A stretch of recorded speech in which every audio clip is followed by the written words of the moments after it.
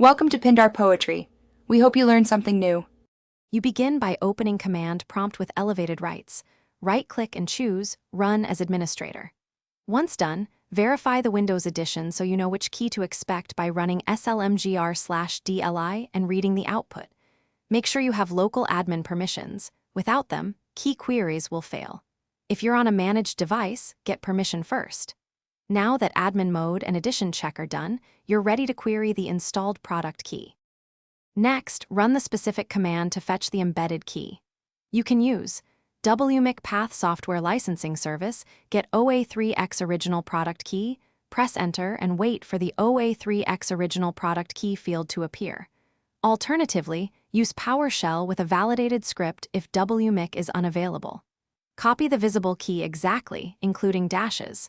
If nothing appears, make sure you ran cmd as administrator and that the device uses an embedded OEM key. Virtual machines or digital licenses behave differently. Store the key in a secure note. Finally, validate the key by running slmgr/dlv to view detailed license information and confirm it matches the retrieved key.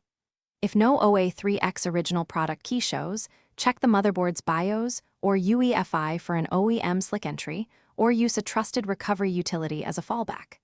Make sure to save the key securely and avoid sharing it. If you hit permission errors, reopen an elevated prompt.